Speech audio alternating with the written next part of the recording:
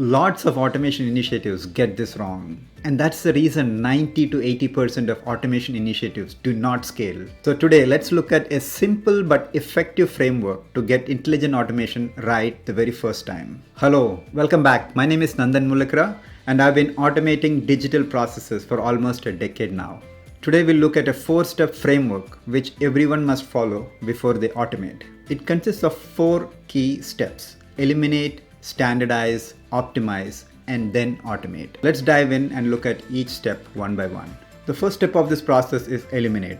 Before you automate or do anything with the process, the first step is to ask why this process exists. What is the value that this process brings to the organization? What part of this process can be completely eliminated? By removing the parts of the processes that's not required, you can focus the process or streamline the process so that it's taking the most efficient path. Once you've eliminated all the non-essential steps in a process, the next step is standardization. Standardization means that you want to identify the most efficient way that the process is being performed, and you want to document it and ensure that it is propagated to everyone so that everyone is following the same process. Here is where tools like task mining or process mining can help, where they can help you understand the processes and can help you understand how the process is being executed by different people and look at which is the most efficient path. You can pick the most efficient path and look at how you want this process to be executed and document that and standardize it so that now you have a process that has consistency and reduces variability in the way it's performed.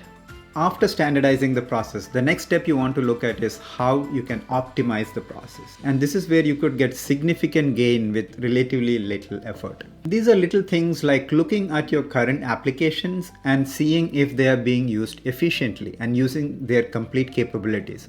For example, one of the things we see is that the ERP is underutilized. So can we use the ERP's inherent capabilities to do a lot more of the processes before we can automate? Again, process mining and task mining tools can be of great help here in terms of identifying the paths and coming up with a way to optimize your process before we can get to automate. All right, now we have eliminated, we have standardized, and we have optimized our process, and that's when we are ready to look at automation.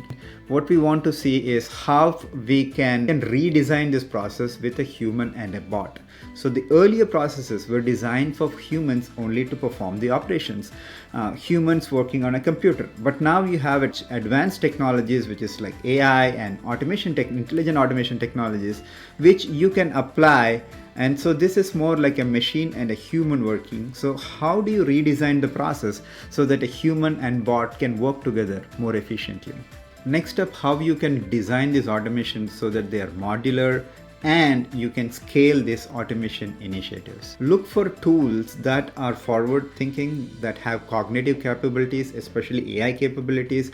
And in a world where we are going into AI agents, how can this technologies scale with the new AI technologies that's coming in?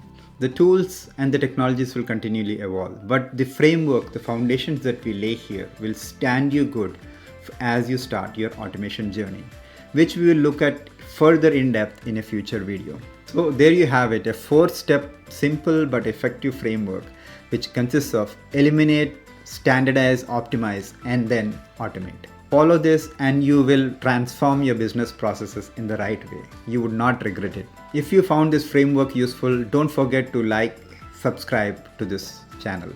Thank you and see you on the next one.